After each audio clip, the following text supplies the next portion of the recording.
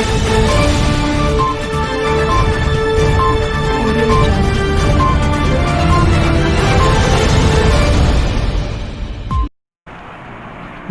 दोस्तों, मैं आपका दोस्त और होस्ट अशोक सिंह अपने YouTube चैनल विमर्श में आपका क्रांतिकारी इस्तकबाल करता हूं।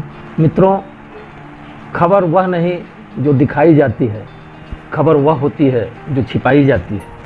सच जिंदा रहे और पत्रकारिता की धार बरकरार रहे, इसलिए हमने इस अभियान को शुरू किया है और इसके प्रचार प्रसार में आपका समर्थन और सहयोग हमें मिल रहा है, जिससे हमारा मनोबल और ऊंचा हो रहा है।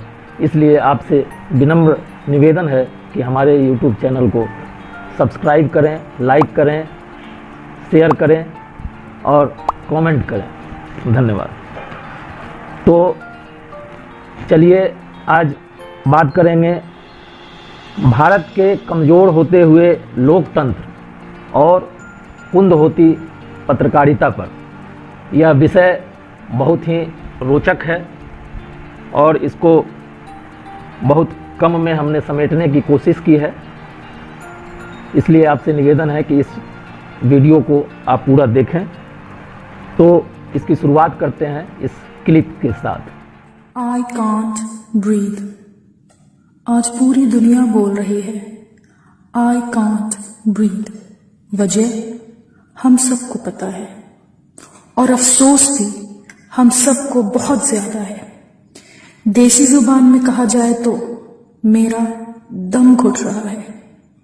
क्या सोचा है जिस माहौल में आज हम जी रहे हैं उसमें किस किस का दम घुट रहा है? क्या जाति के नाम पे किसी दलित का दम नहीं घुटता?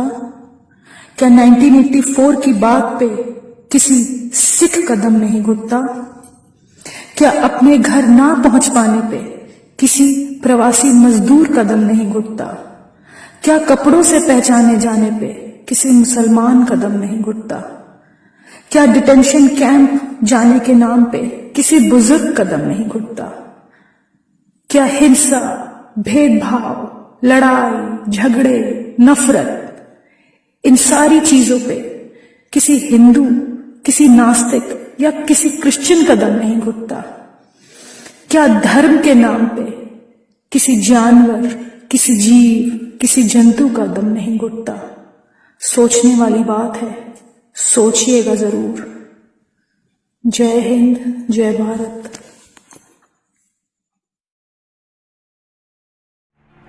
जी हाँ, मेरा दम घुट रहा है, मुझे सांस लेने में तकलीफ हो रही है। यह आवाज़ और कहीं से नहीं, संयुक्त राष्ट्र अमेरिका की सड़कों पर गूंजी है, जब एक पुलिस कर्मी के द्वारा एक अश्वेत की गर्दन पर पैर दबाने से उसकी जान चली जाती है और वह गिड़गिड़ाता है, मेरा दम घुट रहा है। तो यह आवाज़ पूरे अमेरिका की जनता की आवाज़ हो जाती है। क्या श्वेत, क्या अश्वेत, सभी हाथों में तख्ती लेकर सत्ता के खिलाफ सड़कों पर उतर आते हैं। ट्रंप को बंकर में छिपना पड़ता है। अमेरिका के वरिष्ठ पुलिस अधिकारी राष्ट्रपति ट्रंप को यह कह पाते हैं कि आपको बोलना नहीं आता तो कम से कम चुप तो रहें। जब ट्रंप ने कहा कि हम इस आंदोलन को फौजी ताकत से कुचल देंगे, तो फौजी अधिकारी ने कहा कि हमने अमेरिकी संविधान को बचाने की शपथ ली है, आपको बचाने की नहीं।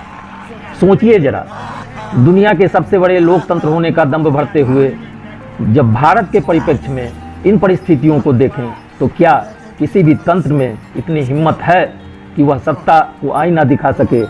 तो क्या हमारे लोकतंत्र की नींव खोखली होती जा रही है? क्या भारत की वर्तमान सत्ता को आईना में अपना चेहरा देखना या आईना दिखाना रास नहीं आ रहा?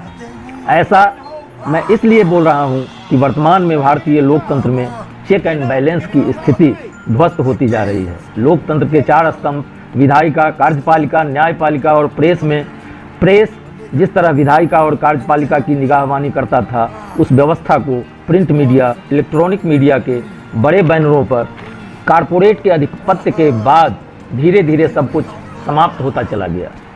कारपोरेट और सत्ता की गलबहियां के बाद पत्रकारों को कलम और माइक देकर उनके हाथों को पीछे बांध दिया गया और सत्ता का जयकारा लगाना ही समय की सच्चाई बन गई। जो इस व्यवस्था में फिट नहीं हो पाए वे बाहर होते चले गए। लेकिन सोशल मीडिया प्लेटफॉर्म पर ऐसे पत्रकारों की आज लंबी कतार है जिस पर सरकार का बहुत कुछ बस नहीं है।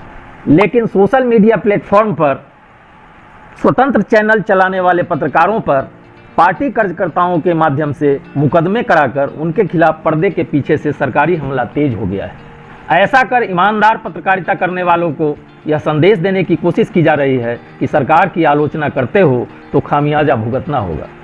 तभी तो अरुण शौरी ने भारत की मीडिया को नॉर्थ कोरिया का मीडिया करार दिया है, जो कभी भाजपा के सांसद हुआ करते थे। मीडिया के संबंध में सुनिए रवीश और पुण्य प्रसून वाजपेयी को उनकी ही जुबानी।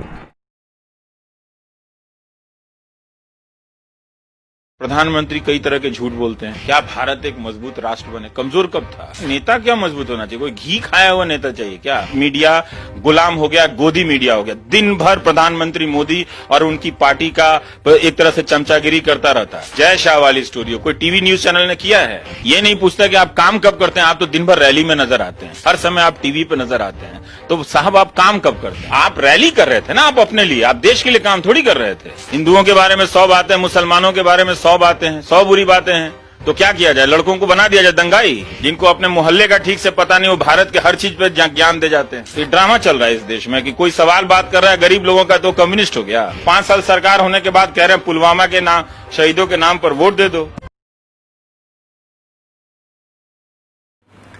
लेकिन 2014 के बाद ऐसा क्या बदल गया? यकीनन बदल गया। कभी सोचना शुरू कीजिए 2014 के चुनाव में जो पैसा खर्च हुआ वो कहां से आया? इसके लिए बहुत मेहनत करने की जरूरत नहीं है। एडीआर फर्स्ट क्लास है और रिपोर्ट देते रहता है। एसोसिएशन फॉर डेमोक्रेटिक राइट है, अवेलेबल है पूरी रिपोर्ट। और 2017-18 तक की भी उसकी डाटा आ गए हैं, कितना पैसा कहां से आ रहा है। यानी जो कल्पना कर सकते हैं 1952 फर्स्ट इलेक्शन से लेकर 2009 के इलेक्शन तक का खर्चा आप निकालिए और 2015 से लेकर 2018 के बीच में जो पैसा सिर्फ मौजूदा सत्ता के पास पॉलिटिकल फंड के तौर पर गया है, जिसमें विदेशी फंड का जिक्र नहीं है, उस विदेशी फंड का जिक्र नहीं है जिसका जिक्र करना अब जरूरी नहीं है। गवर्नमेंट ने ऐसा कानून बना दिया है। एक इकोनॉमी है।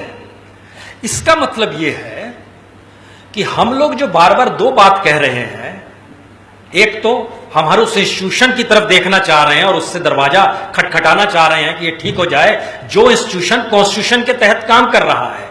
अरे साहब, नहीं है कॉन्स्टिट्यूशन, आप मानने को क्यों नहीं तैयार है? अब क्यों किसी का दरवाजा खटखटाने को तैयार है? नहीं काम करता है कॉन्स्टिट्यूशन इस देश के भीतर में, तो आप क्यों बार बार सोच रहे हैं कि कोई कॉन्स्टिट्यूशन इंस्टीट्यूशन जो है आपके हक में बात कह देगा? ये बिजनेस मॉडल है इस देश के भीतर का। दूसरी स्थिति, अब आप बोलेंगे डेमोक्रेसी तो है, नहीं है डेमोक्रेसी। अब आप कैसे काम करेंगे? इन दो स्थितियों को काउंटर कीजिए।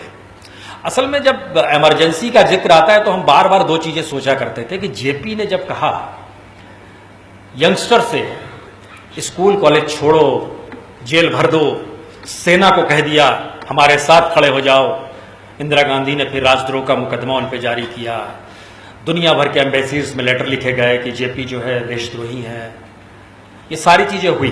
तो उस दौर को याद करना शुरू कीजिए। जेपी के पीछे तो स्वयंसेवकों की ही टीम खड़ी थी ना, आरएसएस के ही लोग थे। देवरस पॉलिटिकल रिसर्च भी कर रहे थे और एक्सपेरिमेंट भी कर रहे थे, और बड़ा शानदार एक्सपेरिमेंट था।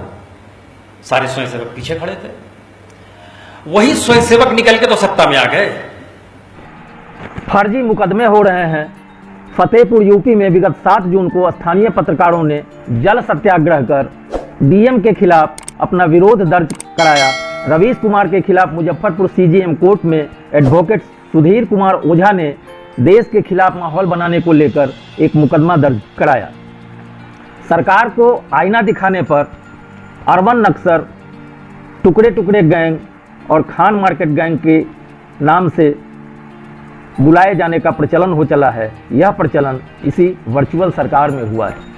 फिर भी इस परंपरा को आगे बढ़ाते हुए प्रणव राय रवीश कुमार के साथ पुण्य प्रसून वाजपेयी, विनोद दुआ, अभिसार शर्मा, शीतल पी सिंह, अजीत अंजुम, आशुतोष, उर्मिलेश, आसफा खानम शेरवानी आदि कई नाम सोशल मीडिया प्लेटफॉर्म पर चर्चित हैं और उनके प्रोग्राम काफ़ी लोकप्रिय हो रहे हैं। विनोद दुआ के खिलाफ 4 जून को दिल्ली पुलिस में बीजेपी कार्यकर्ता नवीन कुमार ने धारा 290 सार्वजनिक बकवास, धारा 505 राज्य के खिलाफ भड़काना एवं 505(2) शत्रुता घृणा पैदा करना के तहत मामला दर्ज कराया गया है। विनोद दुआ भारतीय पत्रकारिता में मील के पत्थर हैं। 84 से 87 के बीच जब दूरदर्शन का आगाज हुआ था, एमजे अकबर के साथ, जो फिलवक्त भाजपा के राज्यसभा सदस्य हैं और चुप हैं, उन्होंने न्यूज लाइन प्रोग्राम से एक एपिसोड चलाया था जो काफ़ी चर्चा में आया था। इसी तरह कॉलम राइटर आकार पटेल के खिलाफ बेंगलोर पुलिस ने धारा 153, 117 और 505 में मामला दर्ज किया है, जिनका दोष केवल इतना है कि अमेरिकी प्रदर्शन के बाद उन्होंने ट्विटर पर ट्वीट किया था, हमें ऐसे प्रदर्शन की ज़रूरत है, प्रदर्शन अपने आप में एक कला है। यहाँ आपको बता देना आवश्यक है कि धारा 505 और 505(2) में 6 वर्ष की सज़ा का प्रावधान है। सोशल मीडिया प्लेटफॉर्म पर जो भी पत्रकार अपनी पत्रकारिता के रसूख को जिंदा रखे हुए हैं, उन्हें काफ़ी आर्थिक तंगहाली का सामना करना पड़ रहा है। बावजूद इसके वे अपनी पत्रकारिता की धर्मनिष्ठा को बनाए रखने के लिए जो संघर्ष कर रहे हैं, हम उनका अभिनंदन करते हैं। सोशल एक्टिविस्ट और अभिनेत्री स्वरा भास्कर के खिलाफ ट्विटर पर एक ट्रेंड चलाया गया, #अरेस्ट स्वरा भास्कर। दरअसल सरकार विरोध की आवाज़ को कुचल देना चाहती है, फिर लोकतंत्र कैसे बचेगा।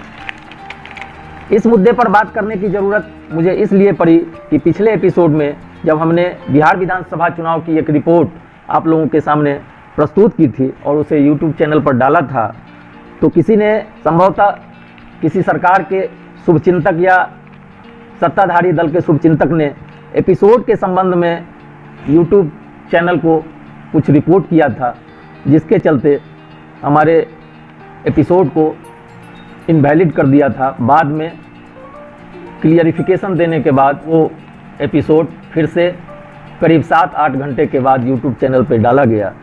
तो मुझे लगा कि जब मेरे जैसे अदना व्यक्ति की गतिविधियों पर नज़र रखने के लिए सत्ताधारी पार्टी इतनी जागरूक है, तो संभव है इस प्लेटफॉर्म पर भी हमें संपर्क करने में कल मुश्किल हो। तो हमने फेसबुक पर भी तमाम एपिसोड डालने की प्रक्रिया शुरू कर दी है। इसे आप हमारे फेसबुक चैनल पर भी देख सकते हैं। इसके लिए डिस्क्रिप्शन बॉक्स में एक लिंक डाला गया है। वर्तमान सत्ताधारी पार्टी के शासनकाल में सत्ता का विरोध राष्ट्र का विरोध बन गया है।